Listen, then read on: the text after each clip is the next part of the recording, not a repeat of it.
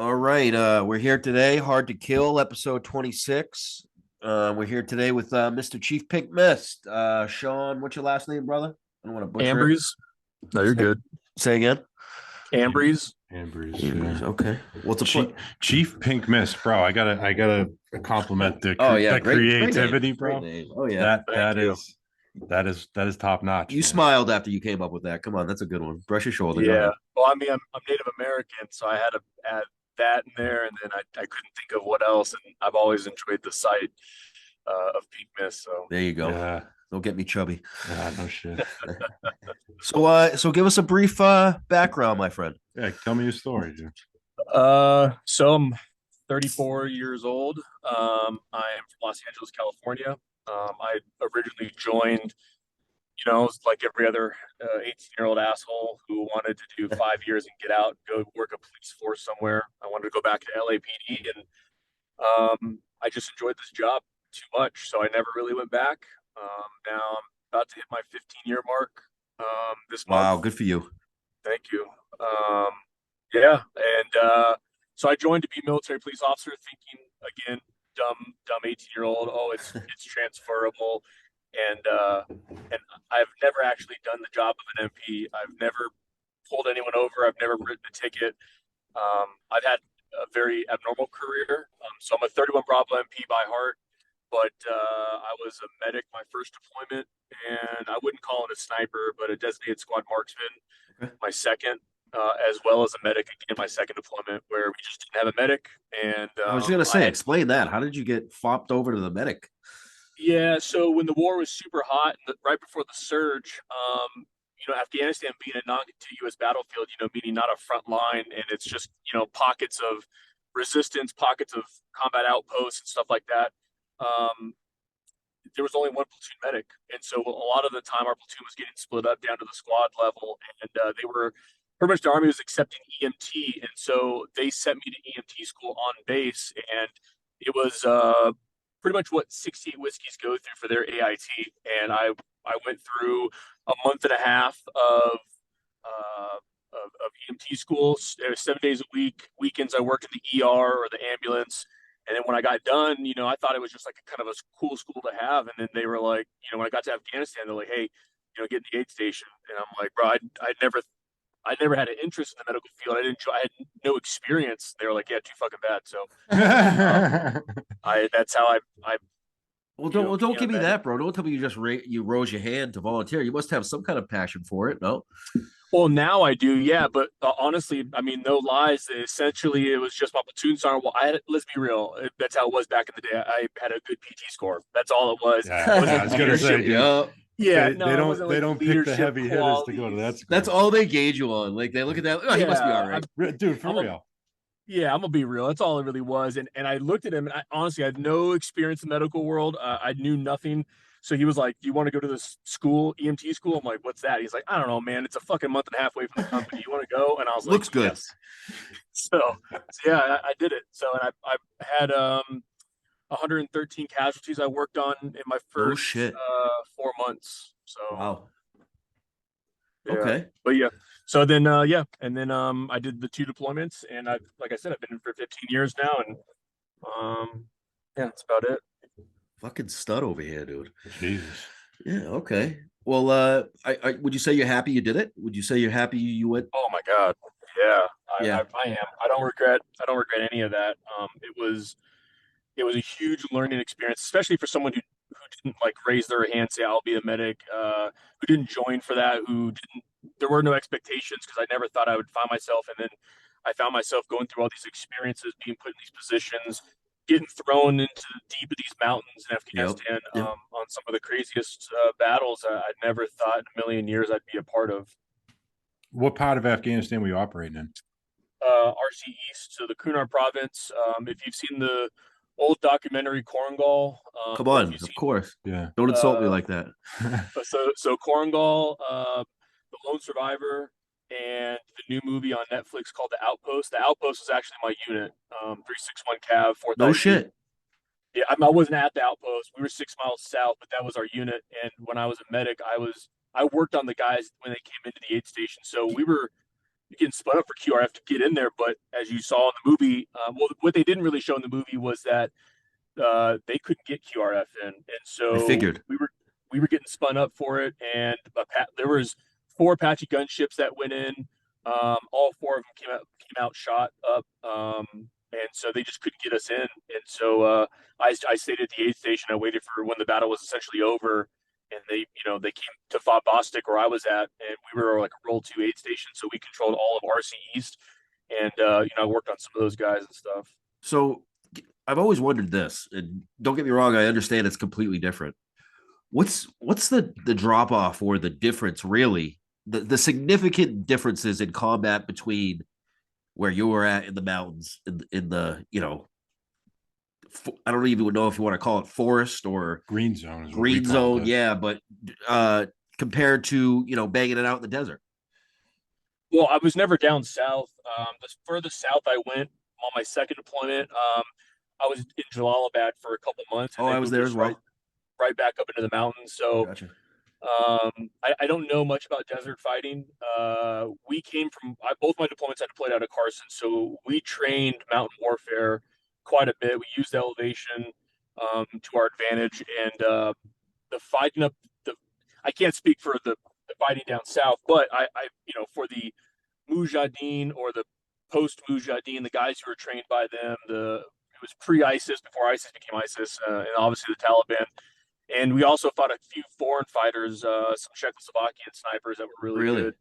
And they were ruthless. I respected the fuck out of them. I They say never that hit us. constantly, not to interrupt you, dude, but the type of fighting force they are, you can't not respect them. Yeah, They come with way less options than we Yeah. do. We show up, we've got every option under the sun. These people have had to create everything they're going to True fight. warriors. yeah, they didn't hit us with IEDs and just run. They wanted a That's my gunfight. point. They wanted to sling lead.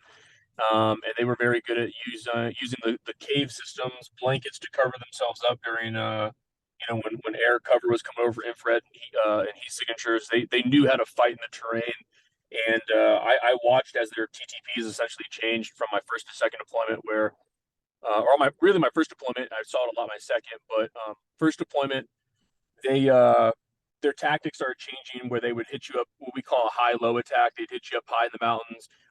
In the Pesh River Valley, they had an anti-aircraft gun they would actually use on our gun trucks. And they would have a couple machine gun teams up top, and then you're concentrating, shooting up, trying to call for fire. And Yeah. little do you know that for the first third of the fight, there was already 2 squad-sized elements on both sides of your truck Wow. within 50 meters or less. And we saw it a few times my first deployment. I saw it heavily my second, where they would bum rush the vehicles. And my one of it talks about it in my book, but the biggest battle I ever partook in my second deployment, they got within 8 feet of our vehicles. They were getting so close You that don't we hear couldn't that a use lot. frag grenades, and the gunners couldn't put their guns down low enough. Wow. So that was their plan, was just to overrun us. So I say it constantly. I say it's very scary when you realize the enemy is adjusting and changing their TTPs for what you do as a unit, for how you come at them. You really realize I'm not fighting just your everyday Afghan farmer or what have you. You're fighting people that understand how to fight and know how to operate machine guns to their advantage. And it's a smack in the face once you see that. Definitely. Well, they've been fighting for however many years. I mean, it started with Russia trying to invade there. So these people have been fighting their They've been whole fighting lives. I'm sure it started way before that, dude. Well, Since Jesus was walking yeah, around. exactly. Yeah. So something I wanted to ask you, I've been talking about it in other circles recently. Try to break down Mujahideen for me, because I know that a few of my guys, being A&A, Afghan police, different Afghan forces that we were training, some of them came from the Mujahideen. And I know that various factions of it broke off to be freedom fighters that weren't really down with the Taliban or the way they perceived the Quran. They kind of looked at them as fanatics or extremists, and they would consider themselves loyalists to Afghanistan. Now, I don't know. Can you give me some kind of insight on that? Because I know. No, I mean, that's pretty much how I understand it as well. I mean, you probably described it best. I really didn't. I was young. I was 18. I didn't do a lot of research like the officers and senior NCOs were doing. I didn't understand. I was prepping.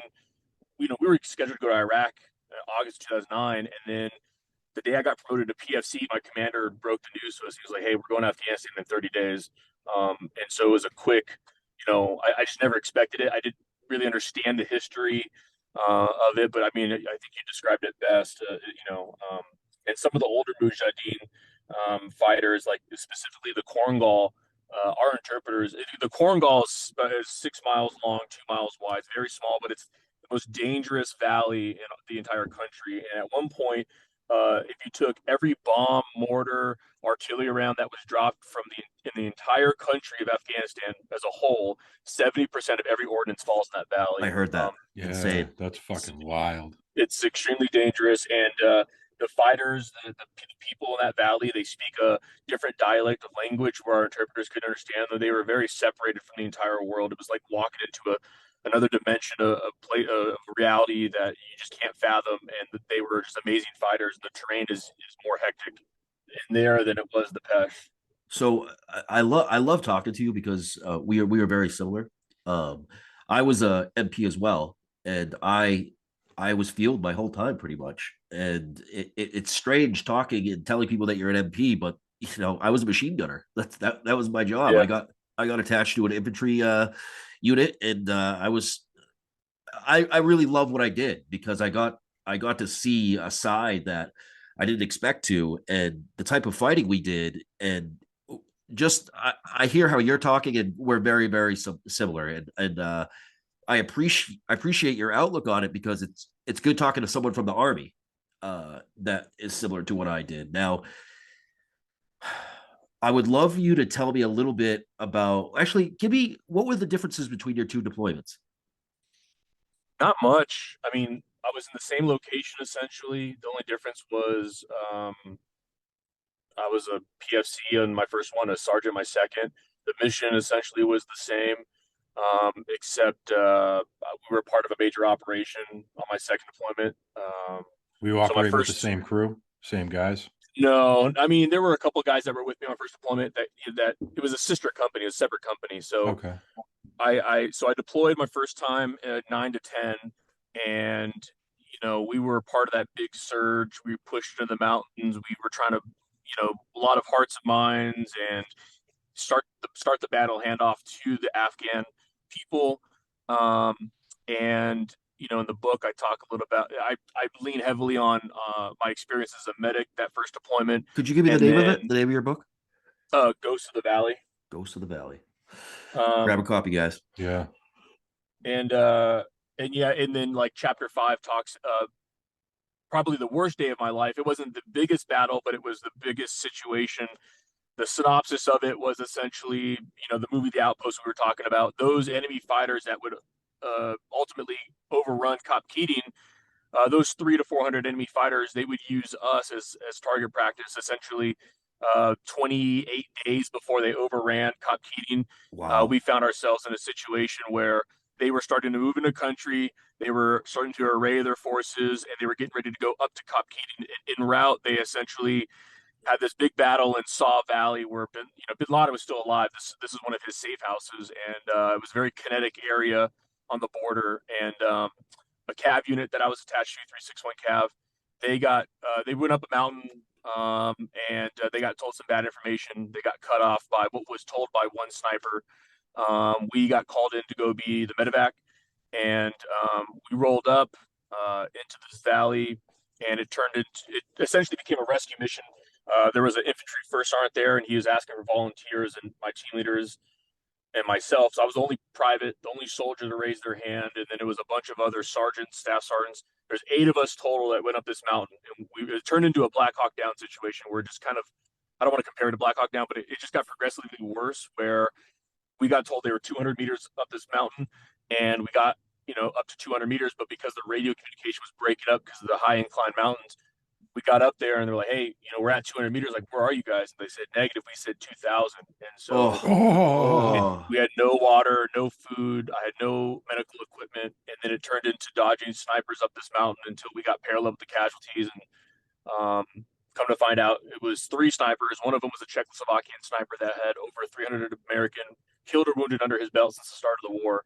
It's a very hot shot sniper, and he would travel with a squad size element that would maneuver for him on the battlefield, and 2 other snipers that would cover his flanks. And we went in there, and I worked on one guy I shot in the mouth, twice in the knee. I worked on an Afghan soldier. Worked on different casualties, and we had to essentially drop a huge smoke mission with Willie Pete to go in there and grab a Lieutenant phosphorus. Yeah, we had to grab my Lieutenant Part. He was shot and killed. We had to grab his body. We had to extract the wounded, and then go down this mountain where essentially the Afghans. I'm speeding through this with little. No, you're fine, bro. The Afghan army guys used white light. They gave our position away. Yep. So all of Saw Village across the river just lit us up for this whole night. I got wounded in my shoulder. And it became a broken arrow situation. So the first sergeant I was with, he was in between my legs. He got on the radio. He was like, broken arrow. And he was like, if we do not get all air assets to our location, like, we're not making off this mountain. And I remember I blacked out, heat exhaustion, woke up. There was a C-130 Spectre gunship. There was a Kiowa helicopter 50 feet off the ground hovering right above our bodies. Wow. And what I woke up to was his fucking minigun was going off, and all the brass was hitting my body. Oh, and essentially the pilot brought himself down to gun level so he could take the rounds from the machine guns into his aircraft to take the brunt force away from us. Just pure heroics everywhere I looked. Absolutely. And getting me anxious right now, bro. Yeah. I talked that battle. One of our guys almost got captured.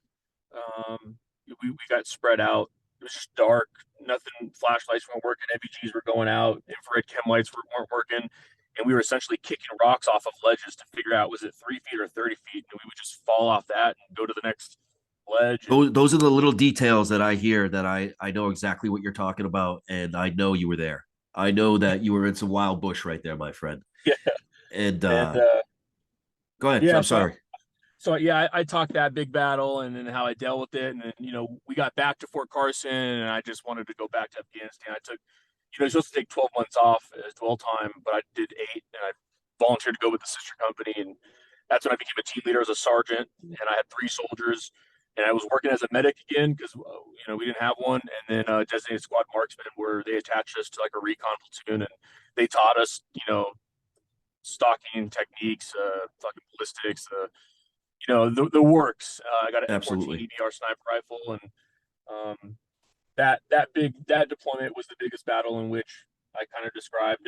We were pushing back into the Peshawar Valley to take it back from the Taliban, and it turned into this major operation where we had to go in and rescue some Afghans that were cut off, and in the process, we were hit. We got completely surrounded. There was 16 of us Americans got completely surrounded by about 180 enemy force. And they got within 8 feet of our vehicles, and we were rolling grenades into the side of the cornfield to keep them back. And, wow. Yeah. So that's kind of very, very quick synopsis. Now, were you happy with your leadership? Oh, both deployments for sure. It's good. Yeah. I was pretty blessed. Key to a successful operation. Yeah, absolutely. Starts at the top. Yep, I was really blessed to have good leaders my whole career, pretty much. So, what position are you in now? What rank are you now? I'm a first sergeant now. I'm in charge of a basic training company, so all the drill sergeants that you see, and we're actually going to pick up a class here in 40 minutes. I need to be over there. We're going to go get them off the bus and start this long cycle. Get them. Oh, really? Yeah. So somebody's career starts today. Yes, it does. Yep. Wow. No shit. Dude, so when you're operating in the mountains, what's the IED stuff like out there? I was a combat engineer, so it was. I mean, IEDs weren't as prevalent up the mountains as it was down south in like Helmand Province and stuff, because the roads were so skinny and so scarce that they needed to use them as well. So there were some IEDs, but they weren't as big. I think my whole time there, both deployments, I saw 2 EFPs that were used. I'm sure you saw more pressure plates than a lot of pressure plates.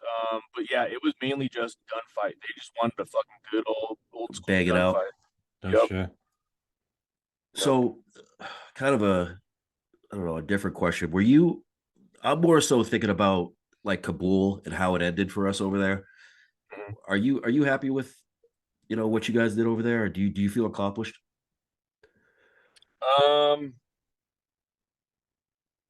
that's a good question. That's a hard question. I'm sorry. It is, it is. I don't know. I don't think I have the intelligence to speak on whether or not the overall strategic picture, was it right? Was it wrong?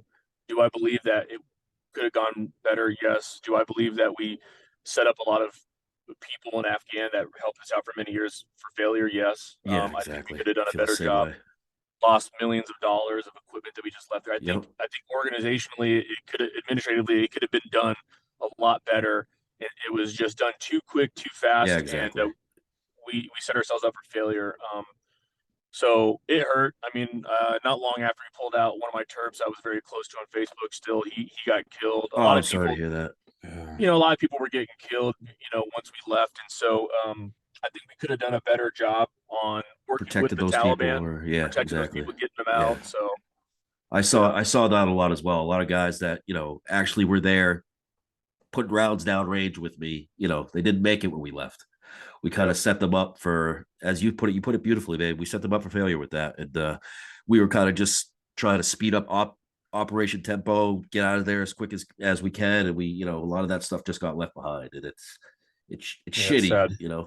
but Yeah, it's a what can you do? it's a tough way to close a door on 20 years of work. I can't Yeah. imagine. I can't imagine still. I mean, don't get me wrong. I wish I was still in the military, but in in the environment that we are in now, it must be difficult, dude. I mean, I'm sure you've seen it change significantly from that time. What year are you talking for your deployments? 9, 10, 11, and 12. Yep, same here. Okay, Yeah, cool. yeah. Yeah. You enlisted in '08. Yep. Yeah, so did Oh, we. he did an 08? Yeah, 08 as well. What do you know? Okay. yeah. Yep. So you know exactly what I'm talking about then, dude. I mean, if you were at Yes, that I time, do. I mean, it's changed a lot. Yeah, I'm the way I've always said it is that I don't consider myself to be a part of the old army or old military, whatever branch. You hear all those stories, all the old army, blah blah blah. I never wore BDUs, but I was definitely raised by the NCOs that Exactly. were, Yeah, and exactly. so I think I grew up when there was hazing and I Come mean on, dude. fun That's what hazing. makes I that's what know. made us, bro. Yeah, I grew up in that time where there was a bunch of bloodthirsty killers doing back-to-back-to-back deployments. And so I'm a firm believer that my generation, that 15 years or so, 13, 15 years, we were the last link in the chain between what Absolutely. was and what is now. We got to be raised by those individuals who were the old army. We got to taste of it. They passed down their successes and failures and ambitions down to us. And now there's this new generation where it's hard for them to fathom what that looked like. And Exactly. I feel like it will die with us. For How do sure. you how do you try and portray that to the new Yeah. How do you generation, dude? pass Because that to them? Yeah. I don't under I give you a lot of credit for doing it, but I don't. It must be tough to relate to that younger generation. It is. It is a lot. You have to adjust your leadership style, and you have to just accept that. Like for instance, here with these basic training kids, my drill sergeants don't really see my vision when they and I did too. I grew up in a time where you didn't talk to anyone that wasn't your team leader. You Yeah. barely talked to Exactly. your squad leader. You never talked to your platoon sergeant, your first sergeant you even look at. Yeah, same. You didn't even And see. so I grew up with that, right? And I'm not saying that that wasn't right or wrong, but the way it also says in our creed as non-commissioned officers that we have to adapt to a changing army. The army doesn't adapt to us, and so the way I kind of adapt to it is that I tell my soldiers in a line unit, or I tell these privates when they come here for boot camp. Um, Obviously, they don't come to me as a first sergeant for shit. I mean, there's a chain of command. They go through their drill sergeants, they go through their squad leaders, team leaders, whatever. But if it's not mission related, like, hey, what time is this, or anything mission day to day tasks, they shouldn't come to me. But there's no reason that I can't mentor as many of these as I possibly can. There's no Absolutely. reason that as a first sergeant, I can't go to the lowest private and bullshit with them and talk to them. And I always thought about that. Like I was always mentored by my team leader, a little bit by my squad leader, but I couldn't tell you what was in my head of my platoon sergeant and first sergeant. And if with my experience and knowledge, why should I pass down to my platoon sergeants, my squad leaders, and hope to God they give it to my team leaders and the lowest private? If I can inflict change and mentorship and pass that experience on, I do it that way. Plus, as the first sergeant, it shows these day one privates that they have a first sergeant who cares. That it's not about. I'm not saying it's about likership or anything like that, but it's if they truly believe, if they get buy-in that their first sergeant, the commander, are on their side, that they have somewhat of a meshed relationship as far as like they could talk to us and stuff like that. They feel like they could be a part of the organization. They want to be a part of the organization. I have less privates that are faking injuries, trying to get out of the Yeah. Right. military, Yeah. It Yep. must, whatever the case if may you have, be. if you have faith and trust in your chain of Yep. command, it produces a better product, I assume. You want to Yeah. Because produce. essentially that's, Yeah. I mean, they're there to be made soldiers. So if you can produce the best product possible, I think that's a good move, Yeah, man. you put that But, great. for us, it was like, I couldn't tell I never saw the first Yeah, section. I didn't know I anything was about afraid it. to say the Yeah, word first exactly. sergeant. Yep, it's just Yeah. how it was. Okay, I think we kind of molded that a little bit. Like, I mean, just as how you put it, we kind of took the good and kind of made it our own way. And I'm happy to hear that, man. You're clearly a great leader, and it's good to see that we have people from our generation that are like-minded, that are passing that stuff on to the youth. I appreciate that. Thank you. Yeah, it's huge, man. And when was the book released? About 2 years ago. I never really set out to write a book. That wasn't. I don't like the publicity. I still hate it. I still hate that a lot of my information and thoughts and name is out there because I'm a simple guy. Yep. Once I'm done with the military, I want to buy a piece of land. I want to live away from everybody, and I agree with you uh, completely. but I got here to Fort Leonard Wood about 3.5 years ago, and I came here as an instructor. And it was the first time in my career that I wasn't in a line unit. I had no soldiers underneath me. I Yep. wasn't getting late night phone calls, picking people up that were drunk. I literally just had myself. My phone was on vibrate for 2 years, and it was amazing. But I noticed that my PTSD would evolve to the situation in which I was in. And when you're coming back from deployments, usually you're going back to the line unit, you're going to the field, NTC, you're working the road, you're doing all these other things. You're so fucking busy all the time that your mind never really gets a chance to take a knee. And so for the first time, I took a knee as an instructor, where I had the weekends off, I had every 4 day off. Then I noticed I was thinking a lot more because I wasn't as busy. And then I was walking down paths I hadn't walked on a long time. I was opening doors I wasn't ready to open. Self-reflecting. Yeah, absolutely. Yeah. Could you not to interrupt you, bro? Could you say that again? Your PTSD evolves for the situation that you are in. That that really just hit me hard, and that's something that I'm going through right now as well. And I'm at a point in my life where I can do exactly what you're saying you're doing: really self-reflect and walk down some roads you haven't been down in a while, and really, really unpack them, if you will. And it's humbling, to say the least. It's you learn a lot about yourself, and I wish you the best in that journey, because I know it's a tough one.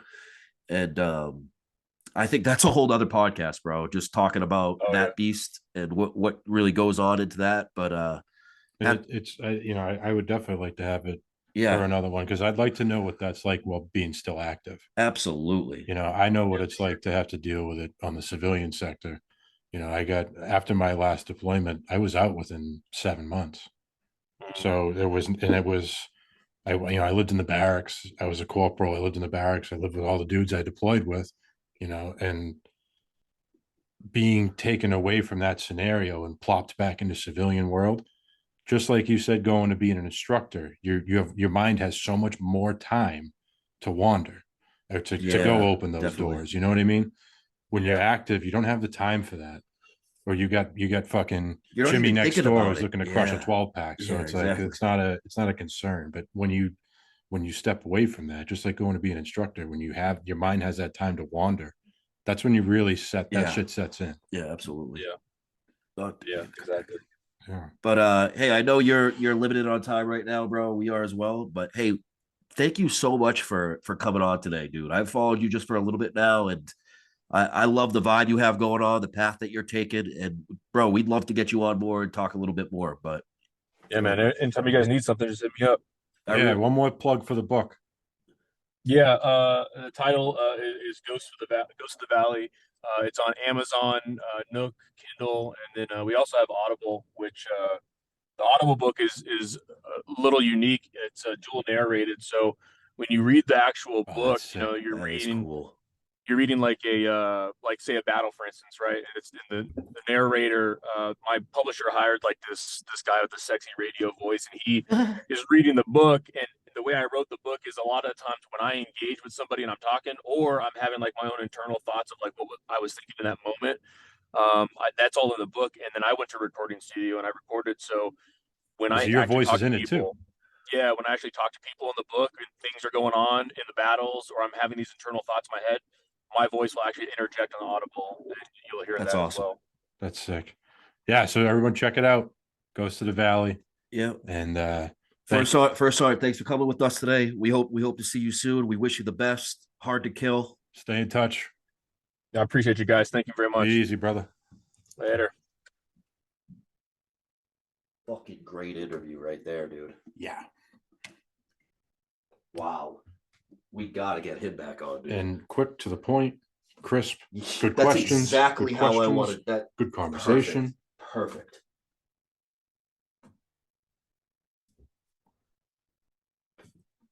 Yeah, that was nice.